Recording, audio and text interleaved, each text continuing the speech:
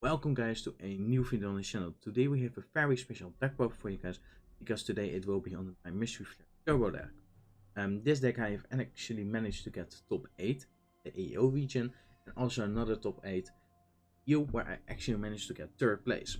I'm really happy to play this deck. Lots of people helped me with this, really some amazing friends, my locals of course, local friends, and there's so many people to shout out. I will not go over everyone. I will just, like in the end, go cover some great people that also managed to attack. We actually played sort of like a same list, only like little small differences. I will go over that, of course. Now, really happy to find this deck because I got first place at BSF London, and many people were joking about this, about that I went X4, and it isn't really a top. I'm disagreeing with that, but I want to make a strong point, and that's why really happy that I got top 8 in AO, or top 8, which ended up in 3rd place in EU, but to show people that this deck is really solid to play. It's a hard deck to play. You need to really know your probabilities, because sometimes you get just fucked over by the deck itself, and that's why you need to play into your own deck. Like, in my opinion, this deck sometimes just loses to itself, and to mitigate that loss, you really need to know your deck, of course. And so it isn't really a deck that you can pick up and play. It's a really deck that you need to probabilities and need to know your chances of. So, first of all, why did I choose this deck? I think it's a really solid deck. It has a very high kill turn. It can also actually strike on your opponent's play too. I will go over that in a moment. But this deck is really solid, really stable, and that's why I played it over the Time Leak variant or the Steam Maiden deck, which is like more of like mid-range deck. Like it has really good strike turns, but that's really it. Like, doesn't really have a good early game. This deck doesn't really care about early game. It just rides up the MFD. It just does sting. So I'm really happy to actually be the first one to innovate this deck. I have spoken about people that after I topped with it at BSF London, talked with me about that they also like build a deck and stuff like that, but they never really managed to make the deck competitive viable. Yes, of course, MFD was already known. I was also already known about it at the beginning of V, but it was slow. It had some really major issues, and it has been like those issues has been fixed right now, to the point that it's competitive viable again. And I'm really happy to bring this, like to bring gears to the competitive level once again after so many years. Not competitive. So I will go into the list. It will be a long deck profile. I will keep it as short as possible, but I will ease. So I want to go as in depth as possible. So hopefully you guys enjoy that. So we will first go over the boss unit of this deck, which is actually the Mystery Flare Dragon. That's where the MFD turbo comes from, because MFD stands for Mystery Flare Dragon. You want to play him at 4. The reason for that is you actually also have a triple turn combo in this deck. How that will go over, I will go over when the cards that enable that will be done in this deck. But essentially what you want to do is have 1 into your hand in the early game, so that's why you need to play 4. For the deck itself, if you just want to do the 1 additional thing, you don't really need to play him at 4. The reason for that is because you only need to like write 1 from your deck and that's it. But for this deck you really want to play 4, and his essential skill is like you get a crit, you get a drive, and you get 10 to the entire board, which is already huge pressure if your opponent doesn't grade 2. Sometimes you just can kill them just by that effect if their hand is bad, but usually they don't. Like usually they have a PG and you can, they can sort of like still be fine at 4 or 5 damage. But his main skill where you're focusing on is the fact that you get an additional turn by having 19 gates in the Bison, and then you can discard your entire turn. If you write back to Chronicles, because that's how you will be doing this skill, of course, you will start your turn on grade 3 or greater, which means you can strike, because strike winning says the beginning of your turn if you're grade 3 or greater. Right, that's how you do it, and you can strike onto your opponent's grade 2, which is really insane, because you have a very big turn beforehand, and then right on top. You can sometimes just kill your opponent, and also nullifies any defense triggers they have gotten in the first turn, of course. That's why we play this card at 4. It's your main boss unit. It's the main card you want to write out of your deck, and you need multiple copies to see it as well. And of course, also playing multiple copies is nice, because let's say for example you like sort of see a lot in the early game, you're sort of secure that you still have some left, right? Of course, later into the game. So that's really it for this. Then for our main card that enables us to get us to the Bison we need, we're playing 4 copies of the Innovate. You will see later that the cards that I play 4 copies really showcase what cards are really important for this deck. For this deck, it's Mystery Flare Dragon, and then it's the Re-Innovate that are really important for this deck function. MFD is your win con, and this is the card that enables that win con. What he essentially does, Soul plus 1, combine 2 rear cards, and then check the top 3, bind 1, and call the remaining. And so what you can do is also bind itself, because it doesn't state that another card needs to be bind, it's just himself can also be bind. And since you already use his once per turn skill, you can get around that. Also, if you're playing at 4, you have a good chance that you will be seeing him again, and you can, like, if you see one and you see another, you're almost guaranteed to get it 19 bind short. And that's why also playing at 4 can be really helpful for you to achieve that. If you, for example, have grade 3 on the field and you bind it, it's already 6 grades if you check the top 3. We're playing quite a lot of high grades in this deck, so that means that you usually want to like resolve 2 of this and then you're fine. So this is the card that enables all of your binds, so that's really it about this deck, or about this card. Also, the Soul Blast can be nice. I will go over that later if we show turn, because you actually need a Soul Blaster to do the turn pull. Then for the main grade 3 that you want to write, because the Innovate you want to have in your record circle, it's actually going to be Chrono Jet, and that's really weird. Like when I actually showed this off at BSF London, many people were surprised that I played 3 Chrono Jet. Also, many people were surprised that I even played 3 Chrono Jet in this like in this list. And the reason for it is like it's simple. You have enough search abilities to search your grade 3 slot. But playing under 3 is not like a real game breaker. Of course, you have so much search capabilities, you can just search out directly from your deck. You just play 3, so whenever you damage Jack Psalm, you still have the chance to write into it. I never bricked on the Chrono Jet, by the way, in the North Tournament. Not in AO, not in the EU. Also not in Top Cut, and also not in London, I think. And what you usually want to do is like just write them so you can write to that team. Also, it's still nice to play some copies of him, just for the reason that his counter plus 1 and that 5k skill can really make some tremendous power. If you're doing your MFD too early, and you get him onto rear guard circle with the Force 2, of course, because this deck really wants to play around Force 2, then you get Sentinel Restrict, and depending on your hand, that can be really devastating. It's, for example, you got just 1 crit out of your MFD drive check, you're on Force 2, Chrono Jet comes in for 3 crit. They can just steal heal card, of course, and try to get like sort of get around this card restrict, but they usually go for the -2 crit because the column is so high. But let's say, for example, they do that, they still need to take 1 damage. So there's some mitigation about that. And also the fact that he just becomes an 80k attack, really solid. But that's the real reason why I play him with 3, because you have no searchability out of course. And for the one-off, I play only 1 time Jared, as opposed to my BSF London list where I actually play 2 of this. I only need 1. The reason for this is it enables the triple turn combo. I will explain it in why.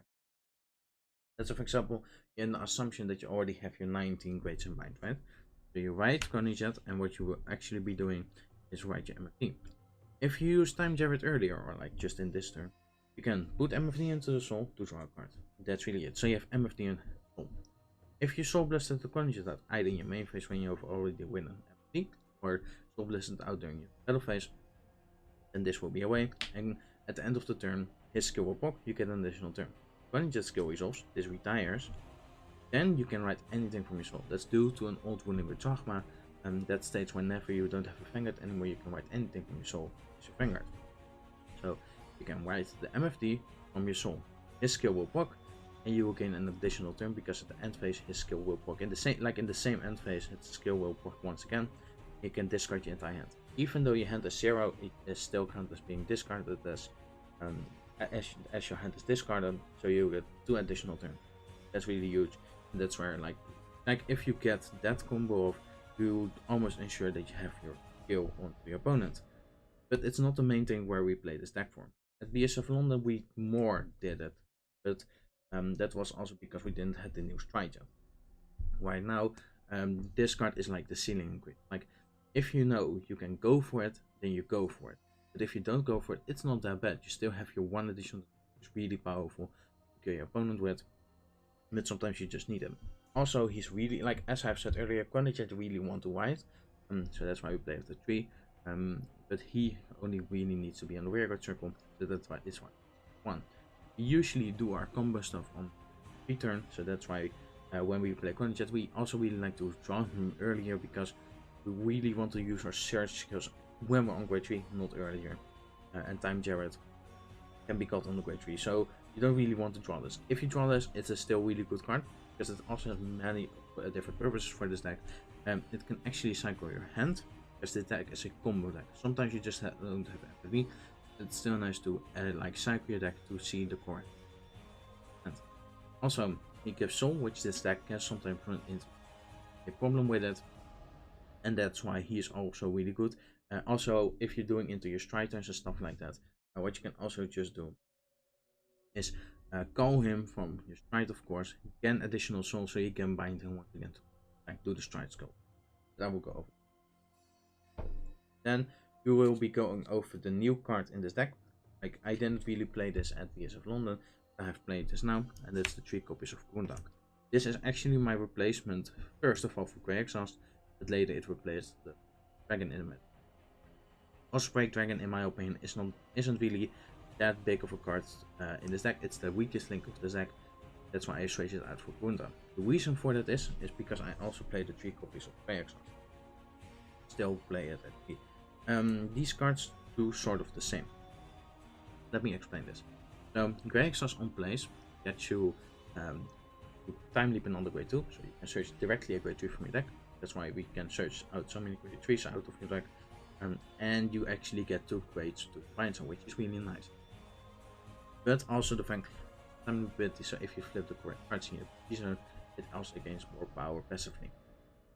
Wound on the other hand, it's when placed from anywhere, so it doesn't really need to be placed from hand, so it can also be used when caught of innovate, which in purpose.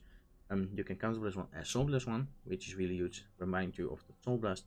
Then send one of any rearguard from your opponent or from yourself to the bottom of the deck, and then search a grade higher from your deck. If you send your opponent's grade 2 back, get to search a grade 3. This combo is essentially really good for you, because what you can do is use Counter's effect, and back the grade 2, get a re-innovate, then use this Grey Exhaust, because the Counter is still on the field. You can spin this or like time leap this from your own, get 2 grade 3s on. That's also how you easily get Time Jared, and then of course you can kind of innovate, but still get your MFD in. Oh, and that's an assumption you didn't draw any innovate, because you can still activate the innovates from your hand, of course.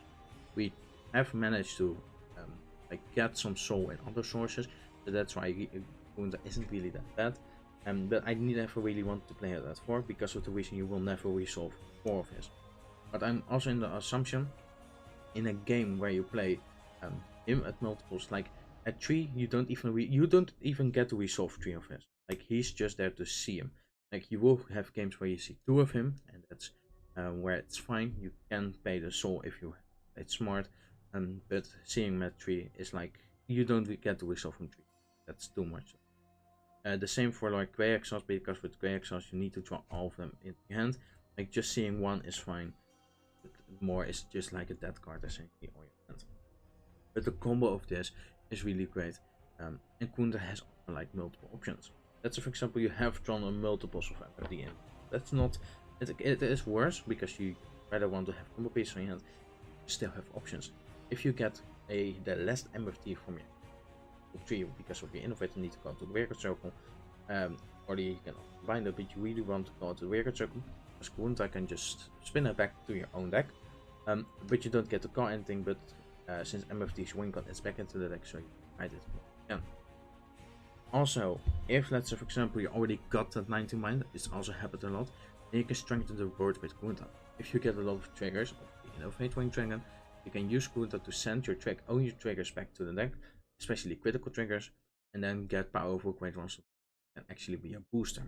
But of course, his Soul Blast skill is really the main problem of this card, and that's why we played him at 3 and at 3 split, because I really ratio at the end. I have tested with a 4-2 split on either side, and didn't really like that, also not on a 4-4 split, and this deck already has some really big issues in this deck in terms of deck size, or like deck space rather. Then we're going over the next grade 2, of course, and it will be the Smoke Gear Dragon. Smoke Gear is actually a consistency engine in this deck. It has multiple purposes. As you have already here, every card has multiple purposes, and we will be going over. So Smoke Gear, his powerful skill is on attack.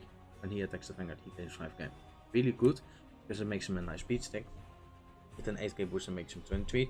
But also, if your opponent is on a 10k basis, also that's already for some sort of magical number, because it's 15. And that's for example, you need to ride him.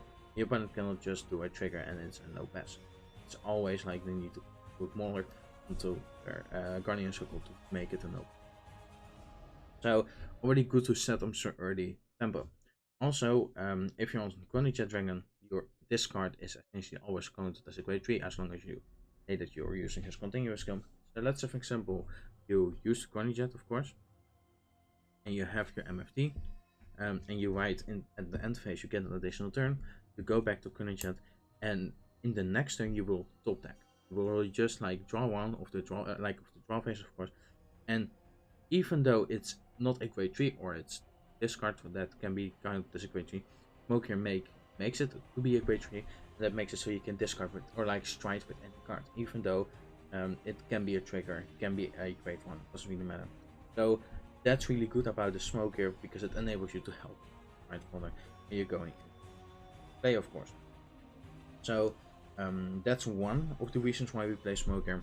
Also the fact that with later cards you really need to like discard grade 3s, and Smoke makes it every card is discard as a grade 3, so you can also just discard useless triggers that you have in your hand to make useful discard, of course. Just another purpose of this card, it has many. When you're on the MFD turn, like on the triple turn combo and stuff, you really need to Soul Blast out your Jet. That's why we have Smoke here, because Smoke can just Soul Blast out your Jet into the battle phase, and at the end phase, when checked, Jet isn't there anymore. You don't really mind his draw skill, keep in mind that you need to draw, that's very effective if you do the Soul Blast, of course, and that's really it. So that's why we play him at least 4 or at least 3. The reason why I don't want to play him at 4 is because of the reason that you really want to see one. You really want to see one at any time of the game. But you don't want to see multiples. Only one you need to see. If you see 2, 3, those could be as useful pieces. That's why I play with 3. And also for the fact, yes, you want to see him at least once, and you have some chance that you can damage check him. And that's no problem, because you also have cooldown that can switch him out of your deck when you just spin out grade 1 back to the deck. So a really well-rounded card, and that's why Jey Kobus. So then we go over to the last grade 2. We're actually playing the 11 grade 2 lineup. That's Naboo. Before I even talk about Naboo, it's really important to know that 11 grade 2s is really a nice number, because you want to send back grade 2s from your opponent and stuff, but sometimes you just don't have that chance. Also, Grey Exhaust want to time leap your own grade 2s, and Grey Exhaust can also send back himself. But also Idle grade 2s to enable you to have to switch out to grade 3s. So playing a more heavy grade 2 lineup is a little bit nice. I wouldn't say it's quite heavy, because 11 grade 2s is many, but it's still. The reason why we play Naboo is because you can dump really easily like grade 3s into the drop zone in the early game. So it already begins your Bison setup already from the get-go. Also for the fact it gives soul, which you often need, of course, for the Kunta. You can also like search it out early, get a nice card restrict, especially when you go second. That's what you can do, is attack your opponent's Vanguard. They cannot guard with grade 1s or higher, and also it makes it so they cannot guard with heal cards, which is really huge. It's the opposite essentially to Jet. Jet makes it so your opponent cannot PG. This card makes it so your opponent cannot heal card. So you can really make a good combo whatever card you want to do.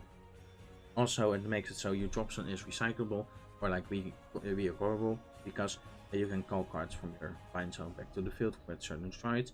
And this card makes it so you bind any card from the drop zone, so it can be reoccurred to the field. Really nice. Also makes it so that you get some sort of a hand size after you have discarded your entire hand went into the stride zone, of course. Because what you can do is, if you have a Naboo into the drop zone, you attack with Naboo, bind the other Naboo from the drop zone, call it back with the stride, you can actually draw 2 cards during the turn that you already have your hand discarded for. It's huge during this turn that you go for the MFD and your entire combo. So huge. I did that for my top 8 match and you. where I realized that my opponent's hand had a lot of had more PGs, or he used PGs for my Vanguard attack. Then I realized, okay, I will just use Naboo. I will use its skill. It will be a triple kit because he cannot use heal cards, he cannot defend against it, and he instantly was on 5 before I even did my last attack for that turn. Then I went into my neutral and killed him off. Really nice to when you know your opponent's hand, so you can either go for the Coin Jet or you can go for Naboo when you want it. The reason why I play 2 cards is it's even more that you're already on grade 3. Yes, it increases the kill potential, but it doesn't really get you that bind zone, the search ability to get to the bind zone early game. Or when you hit grade 3. When you hit grade 3, you want to pop off with this deck. Naboo doesn't really do anything. It helps you in the battle phase. It's already too late because you want to do everything in the main phase. And there's also a really nice interaction with this card later that can make it searchable out of it. Then we will go over the grade 1 lineup, and this lineup is actually quite small. It's only 10 grade 1s, but I never really managed to break on it, and that's really fine because it's just how you do your mulligan. So I'm playing 4 copies of Steam Breath Dragon. I really like this card. Essentially checks the top 5 for grade 3. By the amount of grade 3s that we actually play, this is actually huge because they almost will always fight among them. Also nice that it's good 13 booster. If you send back triggers, you usually call this from Kurunta to make those nice columns. With Smoke here, it already makes a 28 column. Can already be devastating, especially with first 2. And your opponent is on grade 2 or makes the fine numbers, but we'll elevate on that later.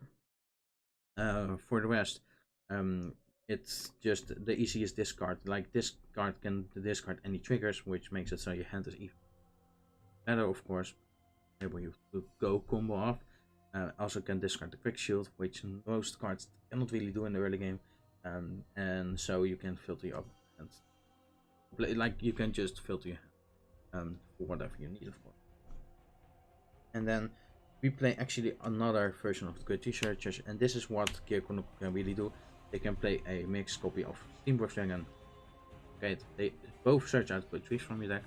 In the past, we got Steam Breath as first, then many people really like the consistency of Lost Gundog 8, but I think the power of this is the fact that you actually can play 8 copies of Lord, sort of the same card, but they have a similar skill, but still a different variation of it. Because this can actually search out a specific grade 3 from your hand, from your deck, I mean, by showing grade 3, so it's like an old stride follower essentially, but you need to discard the sum of grade 3. It isn't really all that hard if you have smoke here and stuff like that. But let's say, for example, you have a heal card early on to the hand, and you go first. You usually don't want to guard with the heal card anymore because your opponent really don't kill you so fast. And you discard your hand anyway. So what you do is you show your heal card to your opponent, search out your Coin Jet, you can innovate whatever you want, time Jared, even if your already hand is really good, and dump that heal card into the drop zone so you have a grade 3 for you. Bind with Naboo and stuff. So this card actually makes it really powerful. Also, since this card really searches out the Coin Jet immediately from your deck, it's a really nice play. That's also why we can afford to play the 3 Coin Jets, as we have 8 grade 3 search. For the Innovate Wing Dragon, since this is the main card of this deck to bind with, we actually have now a really good lineup of searches because we play the 4 Lost Gundog 8, of course, to be able to search that. Then we have 4 copies Steam Breath Dragon to be able to search it. Then we also have the 3 copies of Exhaust to search it. And then we have 3 copies of the Kunta. So as you may see, we have a tremendous amount of copies that can actually search out grade 3s that you really want. You have essentially 3, 6, 10, 14 potential targets that can search it out. This deck makes it so it's really consistent on the play, and that's why we actually have so many cards, because you can of course play cards such as Lost Break Dragon that can fix your bind zone, but it's really inconsistent because it's essentially 2 card play. It's really hard to mulligan into. This makes it so you don't mind that. Then for the last grade 1 of this deck, I will be playing 2 copies of Leashman. So essentially what this makes, the chance of you seeing the Naboo, especially when you have only 2 copies, is really low. But with Lishma, it essentially makes it so you play 4 copies of Naboo, but in different variations. First of all, sometimes it just activates that you can discard a card during your turn. Makes it so that Steam Breath is a turn game boost at all times, even though you haven't really done anything. It's something that can just come up, it's not a huge deal, it's just a minor thing. The main skill for it is, after the battle that it boosts the Vanguard, then it can Soulless 1, time leap itself by discarding a card, and get Naboo out. And the card you discard, you can actually immediately discard or like bind with Naboo, so you set up your bind zone. Since this card will be time leaped, it already counts for 1 grade into the bind zone. And since Naboo will go into the soul, it goes away from the field, so you cannot return any card to the deck, so this will stay in the bind zone, plus the card you discarded. That is now the drop zone. This makes it so you usually get a 3 to 4 like binds in the grade, or like grades in the bind zone, sorry. And that's a really huge play, especially when the game. If you're going second, this can boost the Steam Breath, which makes it so it's 23k column, or like a 20 column, or the 15k column with those skill okay, makes it so your opponent cannot really easily do a 15k no pass, of course. And then when Naboo comes out, your opponent doesn't have a quick shoot, so Naboo is even like it can be threatening because your opponent doesn't have intercept yet on the field, but also no quick shoot to defend against that. So they usually take the damage or put the 15k onto the Varnish circle. This card is really nice, and it also has a second play, where when it's called from the bind zone on GB, of course, you can count plus 1 to draw. So it also makes like a little bit of your hand back, and you actually can, if you want to really heavy draw, you can still end up with an 8 card hand after the Lishma turn. That's really nice, because you can use Naboo and Lishma, so you end up with 7 or more cards or something like that. And with the amount you have pressure upon it, like it's a play that you can make. I never really went for it during the tournament. I really went just pure kill mode, but it's a play that you can. Also, it's really nice that it can soul blast out during the battle phase. So what sometimes you just do is boost your Vanguard with this, time leap it to a random grade 2, and then put it behind to your Vanguard. That reason will be having different reasons, of course. Why you don't want to multi-attack. You do that, and then at the end it turns to having a Lishma onto the field. They have a nice boost again for the next time, but you also the bless so great furnish it out. And since you do it after your drive checks, you always have a discard card. It is a good filtering with Naboo, but you in the end go -1 because you discarded the card, which is usually a grade 3, which is like no shield value, only if it's like heal card, then it's a shield value, of course. And then you got away with Lishma. But the amount you filter with this deck, with this card, and get 4 grades on the bind zone usually makes it good enough to be at least for 2 copies. And because you have played as a 2-2 split with Naboo, it essentially you're playing the 4 copies of Naboo, because the times that you see Lishma also is the same timing that you see Naboo, because let's say for example this will be in Naboo, of course, onto the behind the Vanguard, of course.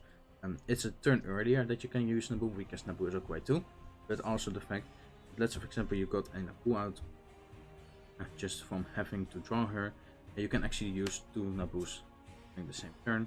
But also let's say for example you draw a Naboo or a Lishma during your grade 2 turn.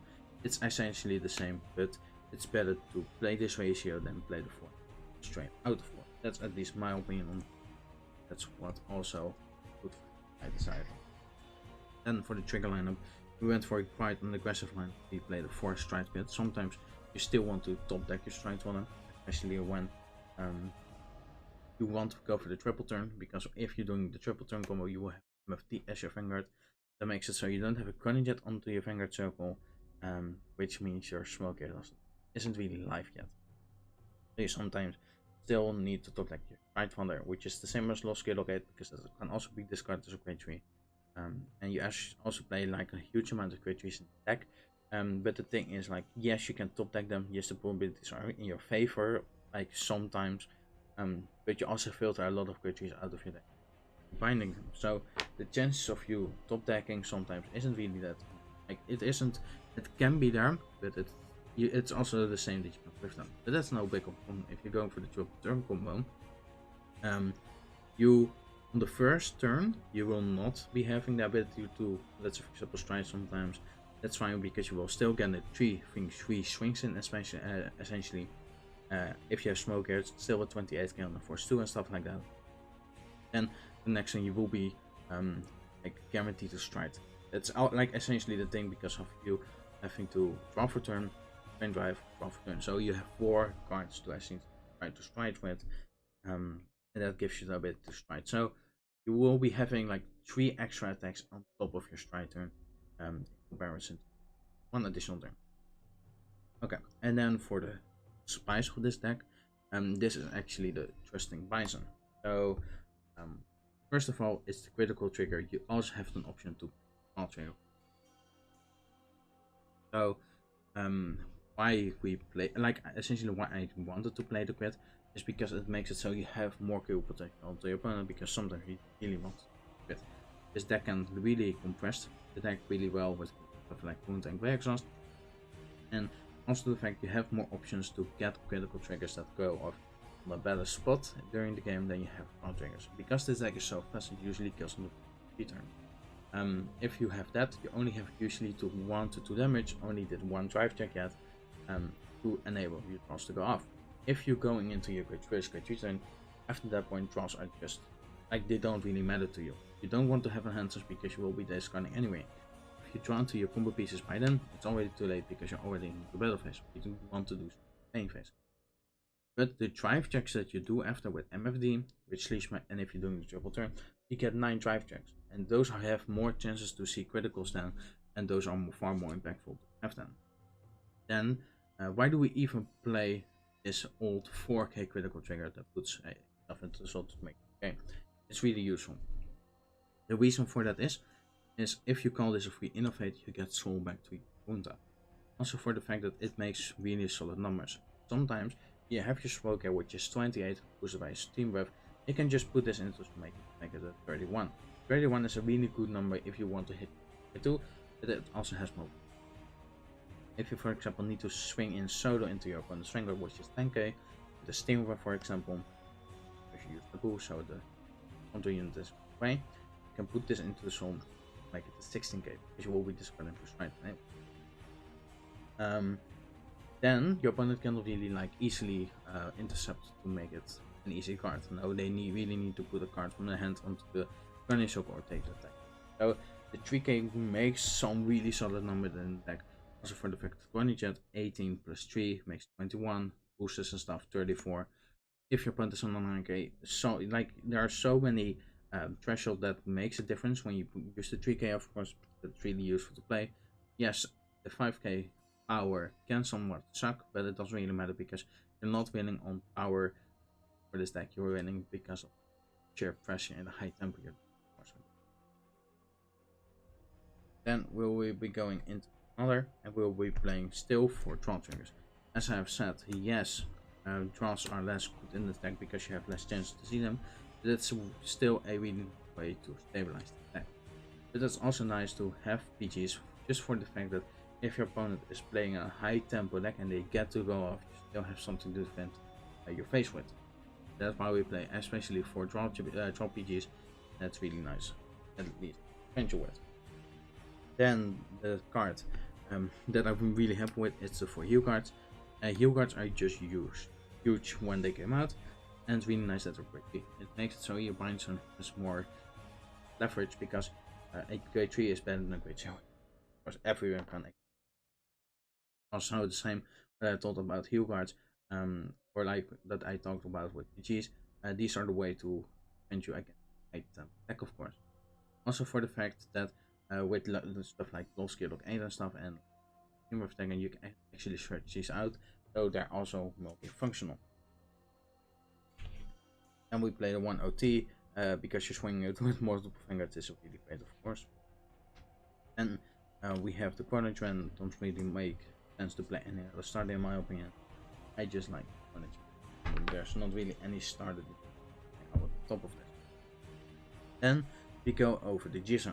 And for the Json, I have been playing the 3 Sleechma. This actually makes your kill turn for your additional turns really great, because it essentially, like, if your opponent has been like attacking you a little bit and stuff like that, usually only 1 counter less to work with, and so is everything you have. That means like if you got one Kunta and multiple innovates, you don't really have any resources left. That's why this card is really great that it's free. It makes good numbers because the front will get taken and you will get and have a Bison anyway for you to call off. It's essentially your toolbox. Also, it makes it so that Naboo is like the card that can like reacquire everything from the top zone because it will find a card from the top zone. Lishma will call that card back from the field. So you can beat stick with it from multiple cards. But also have a leverage skill where in the G zone when a grade 3 has attacked, you can bind that grade 3 and like call this card at stand. And you can make more multi-attacks for it. Really nice card to have. What you usually want to do is like try this at first, flip it immediately so you can make more plays, and then for the second edition you go into it again, so you only read 3 copies, because if you're going for that stride turn, of course you will be having 2 copies face up in the zone, which means of course like if you use both of the skills you don't have any grade 3s left in the board to use the skills with, so it doesn't really matter that you have 3 or 2 copies.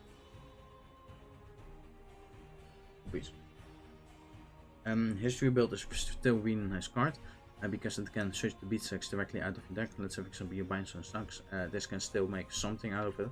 It costs soul, that's bad of course, because its deck already uses a lot of soul, but that's still the best way to do it, and I use this again match for the 3rd place. Ragnarok can still kill somewhere sometimes when your opponent has a bunch of PGs in the hand, and it is still a really nice solid strike. It can just kill on itself when your opponent has to be prepared for it. The most garbage strike in this entire deck, I really dislike this card, never used it and never came up. One for me though, I like this is the card that essentially like when you don't want to give your opponent damage, you can just stride into this, get free stride for your additional turns of stuff like that. Also, it's the one only stride that can draw cards while you don't do anything to the opponent. It's a bad option, but it's still like you have too much options anyway in your G-Zone. It is if you want. History vision. Of course, we have a lot of dimension police going around in our meta, so that's why history vision can actually be really great. Because this goes around the link, right? So it cannot be away. Also, there's a second purpose because let's say for example you have a lot of MFDs in your hand, you can discard the MFD from your hand, and some people might like know that you can send it back to the deck with Udu, of course. So they will not give you that another attack, and they will just say end turn. But what you can actually do is discard it, and on the same battle put Udu into the guard circle, send MFD back, and your opponent cannot really you that play, of course. That's why this combination really nice. Came up in testing, we came up once, and that's really it. But after that testing, I play one Pandora Chimera. It's still a nice trade against the iron stuff. Never used it because the only G cards I essentially use during the entire tournament is the beer lock that you will see later. 2-hand round. It is just there for the pressure for your opponent to see it, that they need to play around it, and otherwise it's just there. Never used it, unfortunately. And the 2 beer lock. This makes like at the end of your discards, of course. It's really bad because you will be left with no hand, of course, and this makes it so you essentially still have a nice defense. If you're going for the additional turn, sometimes you don't kill them, but you cripple them enough that they don't really have the pressure to kill you. Sometimes, if you're playing for something like an open boss, they can still kill you out, because they only need the Vanguard, of course, or like the Vanguard to begin with. And this card makes it so you usually have a 3-4 card hand left. Vanguard 1 attack, Bearlock will do another, and another Bearlock can also another, in the worst case situation where you place. But you also have like multiple options, because if you have 2 grade 3s onto the throw, which you can manage with Slishma, then you have 2 G cards to your dismount. You never really use 2, of course. That is really it for my deck profile. I have been like, I want to shout out so many people, of course, about this list. I have been making this list after BSF London with, of course, Jey Kobus, so huge shout out to him. Of course, I wanted to shout out multiple people, but mainly it's Jey Kobus and ReverseAce Twitter. And they also have been playing this list. Like, they have been playing with a slight differentiation of this list that I'm really proud of. Jey Kobus actually got a lot of stack plays against him. That's why he didn't really play that 16 in NA. But he really played wonderful. The only thing is he couldn't manage to play U region and the AO, which I essentially did. So it was really fun that I got the top there and that he got his try. Then also ReverseAce. He actually came 12 in the EU. He just bobbled out of the 8. It's really unfortunate. He also had like some second place against him because of OTs and stuff. OTs really make games, and I just hope they will be banned. But I will not go too deep in the discussion. I will probably post the deck list right here so you can see the differences. You have the Jey Kobus list, which plays almost the same lineup as me, but he plays the Lost Break Dragon, he plays the One Lucky Pop because he really likes that part. The ReverseAce's list either has like a lot more going for it.